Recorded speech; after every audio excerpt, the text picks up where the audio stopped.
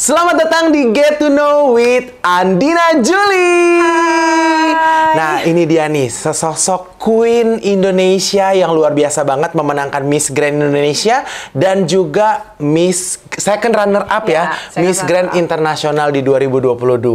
Hai Andina. Halo Kak Kelvin, halo semuanya. Gimana nih kabarnya? Alhamdulillah baik banget, dan kemarin juga baru selesai rekaman lagu kedua. Jadi sekarang... Tunggu. Oh, iya, lagu bener. pertama aja kayaknya belum rilis ya? Kita kan, aku sekarang lagi mencoba di dunia industri musik. Langsung aja pokoknya ya. Nanti pokoknya tiba-tiba podcast ini dirilis udah ada lagu ketiga mungkin ya. 3 dan keempat. Bismillah dan semoga ya.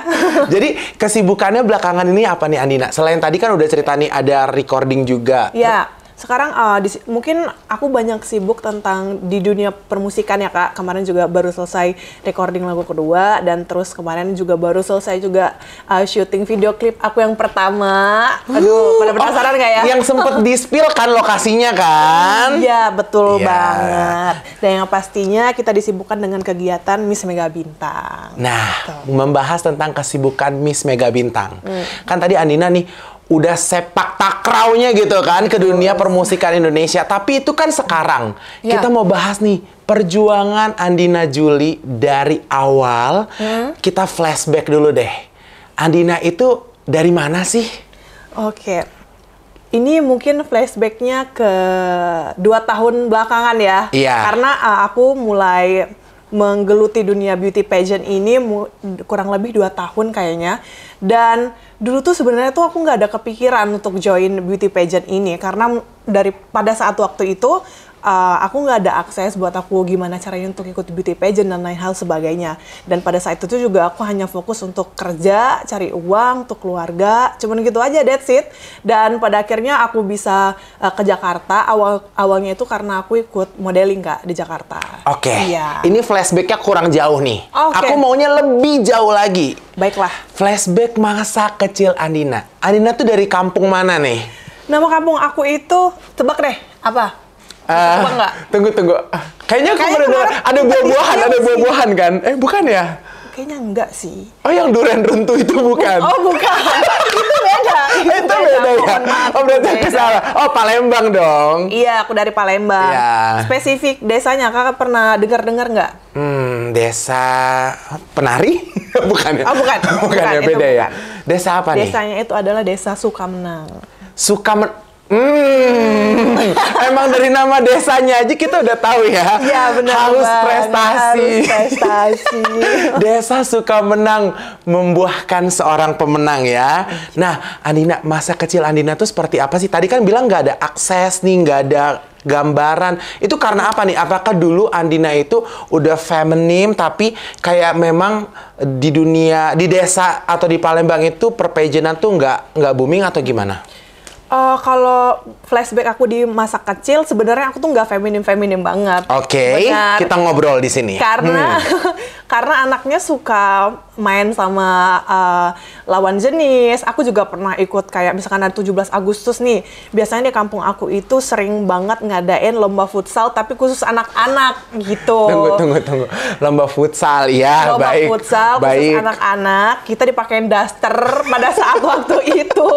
Jadi kalau dibilang Andina itu dari dulu feminim ya kayaknya enggak sih. Pokoknya tipikal anak kampung lah ya. Benar, kalau keluar nggak pakai sendal lah. Itu sering banget Tunggu, loh Kak. yang mukanya bedak putih nggak sih kalau keluar gitu? Kayak dipakein terigu di muka ya. Aku juga pernah ada sempat kejadian lucu pada saat waktu itu. Lagi bulan puasa. Jadi ceritanya kita tuh kalau abis selesai sholat subuh, semua anak-anak itu keluar main-main karena di jalan raya di sana tuh nggak ada mobil sama sekali yang lewat. Jadi kita bisa guling-guling di situ. Jadi baik, guling-guling ya. Iya. Baik. Pada saat waktu itu ada anak kayak bercandain anjing kalau nggak salah.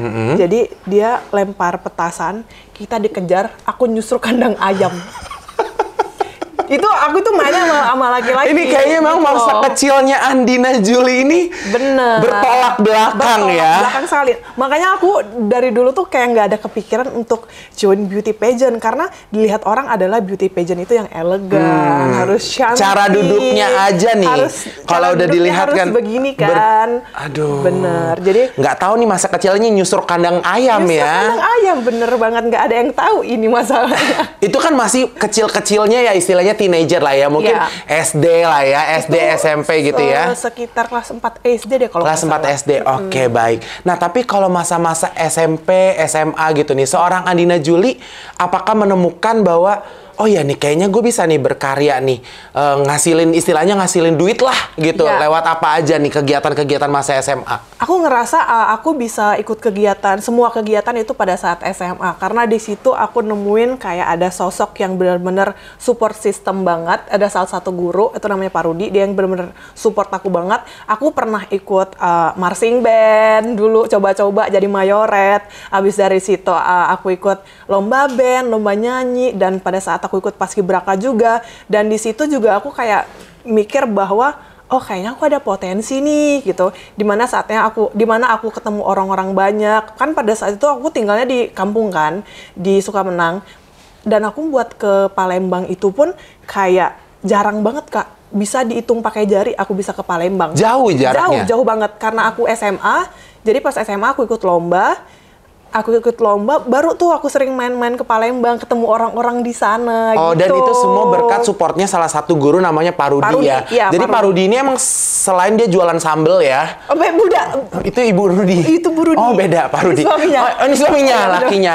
Ya, jadi Pak Rudi makasih banget ya udah Terima mendukung kasih Andina. banget Nah, ya. tapi tadi aku denger nih kegiatannya banyak nih. Kayaknya lu makan semua ya. Gue denger dari dulu, apa ya. kotanya dulu dibenerin baik. Selain tadi aku denger band, Ya. Paskibraka. Ya. Ini gue merinding nih yang ketiga. Lu lihat gue beneran merinding kan? Oh iya bener. Ada apa di sini? Kenapa lu ikutan marching band juga? Lu ngapain? Konsepnya Andina tuh sebenarnya apa nih? Kayak banyak waktu luang kah? Gue ikut semua kegiatan atau gimana? Karena dulu pas aku SMP, aku tuh nggak ngapa-ngapain anaknya. Cuman kayak ikut lomba nyanyi, udah kelar. Pernah mau ikut basket, udah ikut sebentar, terus kayak nggak ada feel buat ikutin kegiatan gitu loh Kak. Tapi pada waktu aku SMA, aku dikasih masukan sama salah satu guru aku ini, jadi aku tuh kayak terpacu gitu loh semangatnya. Jadi semua ekstrakurikuler saya ikutin pada saat itu. Di lomba-lomba itu tuh pertanyaannya menang nggak sih? Alhamdulillah dari SMA selama aku ikut lomba, aku baru sekali deh kalah. Rada sombong tapi nggak apa-apa. Sombong tapi ya nggak apa-apa ya karena Nama desanya suka menang. Suka menang. Jadi harus cari prestasi bukan untuk berpartisipasi.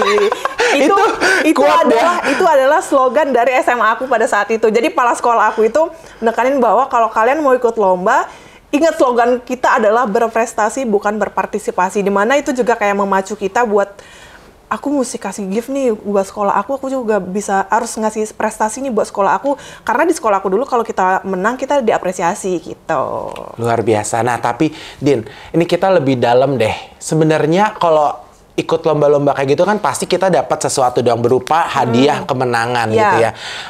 Pasti aku yakin deh, kamu kan istilahnya di keluarga yang mungkin kita tahu mungkin di kampung punya kebun ya kalau nggak salah ya. Bener banget. Ya kan segala macam.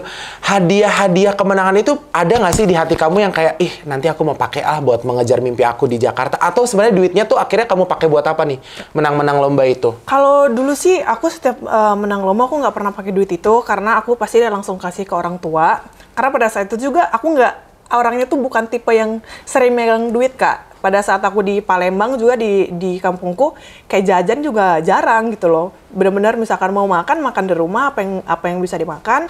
Kalau mau keluar ya keluar, tinggal keluar, nggak ngeluarin duit sama sekali. Jadi pada saat itu aku kasih uangnya ke ibu. Jadi misalkan nih aku butuh apa-apa, misalkan mau beli sepatu baru buat misalkan naikkan kelas mau beli sepatu baru, jadi uang itu yang dipakai gitu loh. Jadi membantu orang tua juga membantu ya? Orang tua. Nah, aku bersyukurnya pada saat aku SMA, aku udah sering ikut lomba, terus juga ada beberapa band-band yang kenal aku.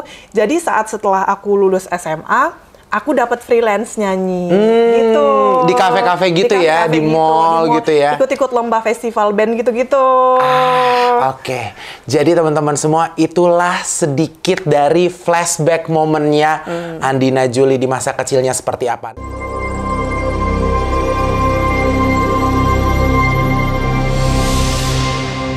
Andina, kita makin panas nih kayaknya, makin dalam pembahasan kita. Tadi kita udah flashback moment, dan kali ini nih kita mau bahas tentang pertemuan pertama. Aduh, manis banget kayaknya ya. Belum selalu tentu manis. Oh iya benar. Nah, tapi ini pertemuan pertama Andina Juli dengan sang matahari. Ivan Gunawan. Coba dibuka dulu antingnya. Antingnya, ayo dilihat, bisa takut dilihat. kali sebuah statement ya. Benar banget. Nah, itu gimana sih pertemuan pertama kali Andina Juli dengan Kak Ivan? Wah, itu pertama kali ketemu itu deg-degan parah sih, Kak. Karena pada saat itu bukan hanya ketemu Kak Ivan, seluruh tim dari Yayasan Dunia Mulia Siapa aja tuh disebut? Ada Kak Yuni, ada Ayah Darro, ada Bu Medi, ada Kak Abi, ada siapa lagi ya kemarin ya? Pokoknya tuh satu resto kita semua tuh isinya. Lebih kayak mos ya jatuhnya ya. Jadi penuh pada saat itu. Nah, dan aku tuh ke Jakarta pada saat itu, aku sama agensi aku yang di Palembang, namanya Ma Ivan juga. Ma Ivan, emang udah ini kayak klop banget ya? Iya, klop banget. Jadi pas aku ke Jakarta, tau nggak kita ke Jakarta naik apa? Naik apa? Bisa ditebak gitu. Jalan kaki. Naik sepeda. Enggak, bercanda. Zaman ini banget, COVID kayaknya pakai sepeda ya. Kita ke Jakarta tuh naik mobil. Dari Palembang itu berapa jam ya? Palembang Lampung itu tol 3 jam. Pokoknya berjam-jam lah ya? Pokoknya berjam-jam lah kita pada saat itu. Jadi pada saat itu kita ketemulah di salah satu mall di Jakarta. Kita ketemu Kak Ivan. Itu pertama kali lihat dia. Aduh, mampus gue. Tunggu. Kamu pasti prepare dong. Kayak, oh iya bener. Gimana? Baju atau apa? Aku itu udah di-prepare banget sama agensi aku, sama Ma Ivan ini. Oh iya dong. Bener kan? Rambut. Rambut udah licin, lurus banget. Licin. Terus make up ini udah pulen. Nasi kali ya pulen. Baik. Iya, kayaknya udah pulen banget. Terus pokoknya panggung banget lah ya. Panggung banget. Kan kalau Kak Ivan mah identik dengan yang seksi-seksi kan bajunya. Gue pakai baju yang belahannya tuh kelihatan banget kan. Bukan lagi. Terus heels 12 cm. Jangan sedih kan. Pokoknya siap lah mengguncang itu ya. Mengguncang mall itu. Terus gimana? Jalan ketemu. mall, ketok-ketok. Ketemu lah Kak Ivan. Gue yang kayak, Assalamualaikum. Assalamualaikum. Gue salimin tuh satu-satu. Satu salim ya. Salimin satu-satu. Udah duduk. Oh, siapa namanya? Langsung gitu. Kak Andina Kak, ya gitu kan. Kalem loh anaknya ini gitu kan. Pada saat itu ya udah ngobrol sama dia. Tapi aku tuh nggak tahu kenapa ya. Karena dulu tuh aku tuh anaknya insecurean. Kayak ngobrol sama orang itu susah banget Kak. Sumpah susah banget. Orang tuh kalau ngobrol sama aku kayak mesti ngulik-ngulik dulu nih anak ini ada apa. Tapi pada saat aku pertama kali interview sama Kak Ivan, itu yang benar-benar ngalir aja. Aku juga yang benar-benar pasrah sih, bukan pasrah, lebih kayak ya udahlah gitu kan. Aku nggak mikir bahwa aku bakalan diterima sebagai Miss Grand Indonesia. Tapi aku mikirnya kayak ya udahlah, mungkin kalau aku nggak lolos, aku bisa jadi modelnya Kak Ivan, karena itu udah satu impian banget. Iyalah, kan? ya. Siapa nggak tahu Ivan Gunawan gitu loh. Jadi pada saat itu aku udah pasrah aja, ditanya dijawab, terus apa yang pengen mereka tahu aku buka semuanya lah. Buka aja udah. Jadi pada saat itu ya udah kayak continue aja, ketemu dia tuh, oh ternyata Kak Ivan ini personality-nya gini. Tapi ya. denger-denger nih kayak ada momen lucu pertemuan pertama kalian itu adalah dihapus make up-nya. Bener banget. Makanya aku bilang tadi kan udah prepare cantik-cantik. Make up itu kalau nggak salah kita dari kita ke GI itu jam 6, jam setengah 7-an. Gue udah prepare make up dari jam 3. Karena udah prepare banget. Kayak masak rendang ya Bu, jatuhnya Bu, lama bener. Gitu ya, loh. jadi kenapa sampai harus akhirnya dihapus nih? Jadi tiba-tiba pas ngobrol-ngobrol, kata Ivan, Wahyu boleh nggak beli makeup remover dulu? Udah, gue kira entah dia yang mau hapus makeup gitu kan, nggak tahu tuh. Jadi ya udah pas datang, hapus dulu coba makeupnya. Kalau aku sih biasa. Kalau lu mungkin biasa aja kayak, oh ya udah aku hapus. Agensi lu sih kayak apa makeup kita jelek, apa makeup kita kurang. Makanya itu. Terus. Karena makeupin Mbak Ivan ini kan. Terus gue kayak, udah kata Mbak Ivan dikasih kode aja, udah hapus aja. Udah gue hapus. Dan sekarang sih aku baru sadar kayak sebenarnya Kak Ivan tuh pengen tahu personality aku tuh gimana. Iya. Karena setahu aku juga Kak Ivan tuh kalau ngelihat orang tuh kenapa dia mau langsung lihat diri kita yang bener-bener realnya, karena dia kayak mau apa sih yang bisa gue kerjain, gue lakuin buat anak ini gitu ya. Kayaknya Kak Ivan tuh sesat itu ya. Dan dia orangnya detail. Jadi hal kecil pun diperhatiin sama dia. Ya, pada saat waktu itu kayak aku, oh ya udahlah hapus aja ini. Jadi udah hapus aja, ngobrol-ngobrol lagi gitu. Dan kalimat dia itu kayak, kita tunggu ya kalau ini rezeki kamu pasti bakalan dipanggil lagi gitu. Jadi gue kayak, itulah pertemuan seorang Andina Jolie bersama dengan Matahari.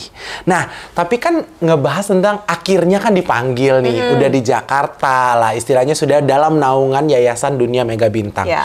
Itu tuh gimana yang di kampung? Karena kan kamu harus meninggalkan kampung untuk stay di ibu kota, merantau, anak umur 20 tahun gitu.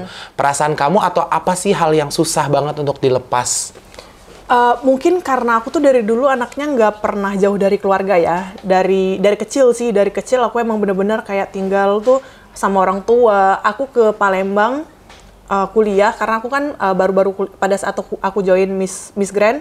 Itu aku baru banget kuliah, baru semester 2 deh kalau nggak salah. Dan pada saat itu COVID kan, aku kuliahnya, jadi nggak pernah jauh. Jadi misalkan ada job di Palembang, ya udah dari Gelombang datang ke Palembang, habis job balik, gitu-gitu aja. Jadi yang paling sulit tuh sebenarnya kayak jauh dari keluarga. Dan aku kan ada adik kecil nih, masih umur 4 tahun, jadi bener-bener aku tuh ngikutin progresnya adik aku ini dari dia baru lahir, terus kayak ibu aku kan dulu kayak di desa tuh kan kerjanya sebagai petani kan, dan itu juga kayak nggak bisa ditinggalin. Jadi pada saat itu ya aku sama nenek yang bantu ngurusin gitu. Jadi pada saat kayak ninggalin tuh awalnya sih beratnya di sana, tapi untungnya kayak keluarga tuh bener-bener full support banget sih, malah kayak tiap hari tuh video call aja gitu-gitu. Jadi kayak udah. Ada nggak sih nasehat dari mungkin orang tua ataupun tadi ada nenek gitu buat Andina waktu kamu akhirnya memutuskan yaudah deh kamu ke ibu kota?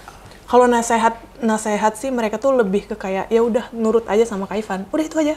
Nurut aja. Karena maksudnya kayak mereka juga tahu Kak Ivan ini orangnya gimana. Pada saat itu juga Ayah Dardo juga udah telepon sama orang tua aku minta izin.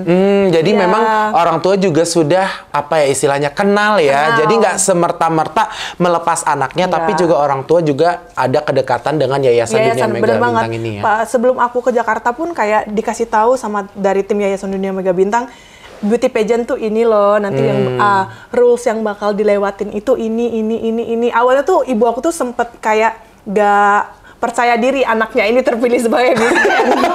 Kepada ibu dari Andina. Iya, karena tahu keterbatasan aku tuh aku nggak bisa bahasa Inggris. Anaknya juga kayak dulunya masih malu-malu. Bisa nggak sih anak gue di atas panggung gitu ya? Gimana? Tapi untungnya kayak yayasan juga mereka melihat potensi aku, jadi kayak berusaha ngasih tahu bahwa anak ibu tuh berpotensi loh, bisa dikembangin, bisa begini. Jadi kayak orang tua aku juga ngelepasin aku di Jakarta, bener-bener nggak ada keraguan sama sekali. Oh ya udah, Dina udah dipegang sama orang yang tepat, jadi nggak ada hal yang mesti dikhawatirin itu sih. Nah, itulah Yayasan Dunia Mega Bintang ya. Benar. Tapi kita mau bahas lebih dalam nih.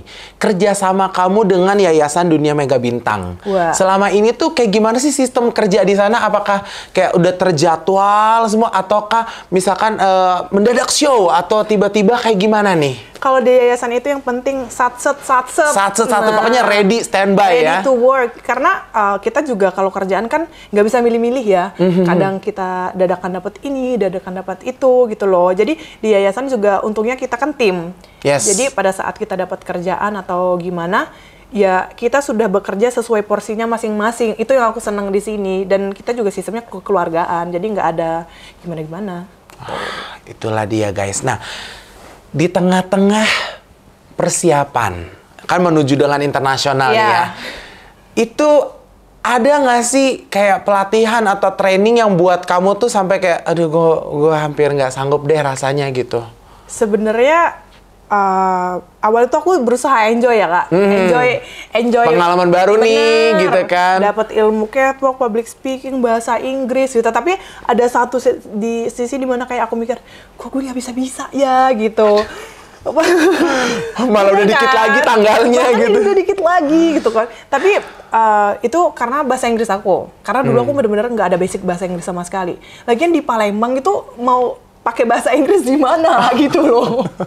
Iya nggak sih? Excuse me gitu ya. Enggak ya, nggak kepake ya. Ya udah ngomong apa? Kayak itu. Ngerti nggak? Bahasa Palembang itu. Ngomong apa bocah itu? Nah, iya gitu. Bener. Artinya lumayan ya translate saya ya. Jadi kayak even bahasa Indonesia pun di sana nggak pernah dipakai, jarang banget orang pakai bahasa Indonesia. Ya paling mentok-mentok kalau anak orang kaya di Gelombang itu pakainya bahasa Palembang. Karena bahasa aku sama bahasa Palembang tuh beda. Oh, yang di Sukamenang ini rada beda nih ya, bahasa daerahnya ya. Bahasa daerah yang ada di Palembang itu banyak banget. Jadi Palembang itu sendiri tuh banyak kayak Jawa tuh ada yang halus, ada yang kasar, ada yang Jawa mana beda-beda ya. Beda-beda. Makanya kayak pas aku di sini, aku diharuskan untuk menambah satu bahasa nih, bahasa internasional, bahasa Inggris. Jadi dulu juga sempat mikir, kok nggak bisa-bisa ya sampai gitu, karena pressure-nya di sana. Tapi untungnya yayasan tuh ngasih aku, maksudnya kayak akses untuk bisa tuh banyak. Aku juga dikasih coaching itu, aku udah beberapa bulan di coaching bahasa Inggris itu 3 guru deh. Oh, jadi bukan cuman kayak lu harus bisa ini, tapi mereka juga menyediakan ya? Menyediakan wadahnya juga. Oh iya, nice dong. Untuk bahasa Inggris, kayak fokus bahasa Inggris, aku ada 3 guru pada saat waktu itu. 3 guru tuh ya? 3 guru, benar. Jadi benar-benar makan ini gitu loh. Jadi bukan karena apa-apa, mungkin pada saat waktu itu aku belum terbiasa ngomong sih. Tapi pada saat aku udah kompetisi, awalnya tuh sempat ragu-ragu. Sempat kayak minder. Ini orang cas-cicus banget saya, tapi mikir lagi ya wajar, dia juga dari Inggris gitu loh kan. Itu jangan dibahas dulu sekarang ya. Kita tahan nih, karena itu sudah nanti masuk di segmen berikutnya nih, di mana kita ngebahas proses karantina sampai dengan komentar-komentar dan pertanyaan-pertanyaan dari netizen. Ada loh, udah masuk di akun nih banyak. Udah masak apa udah masuk? Masak. Udah masuk. Nah, jadi Andina, nanti kan kita bakal bahas nih ke depannya tentang karantinanya, prosesnya, outfitnya, budget yang keluar semua. Nah, tapi sebelum itu yang terakhir. Ada ribut nggak sih sama teman-teman YDMB? Jujur. Kayaknya kita satu keluarga aja ada sometimes ribut ya. Apalagi maksudnya kan ini tim. Kucuk ada Andina masuk nih. Kucuk ada Andina masuk dan kita tuh satu yang dituju. Mungkin ada beda persepsi, beda pendapat. Beda selera itu wajar sih. Aku aja kompetisi pernah nggak ditegur sama Maya Dardo tuh, bayangin. Nanti itu kita bahas juga ya. Ada ya momen-momen dicuekin ya. Dicuekin tuh ada. Jadi teman-teman kalau udah dicuekin sama tim sendiri tuh nanti kita bahas. Apalagi Kak Wahyu, saya di sana, dia udah kita keep dulu. Kita tutup rapat dulu untuk segmen berikutnya. Tetap di Get to Know bersama dengan Andina Juli.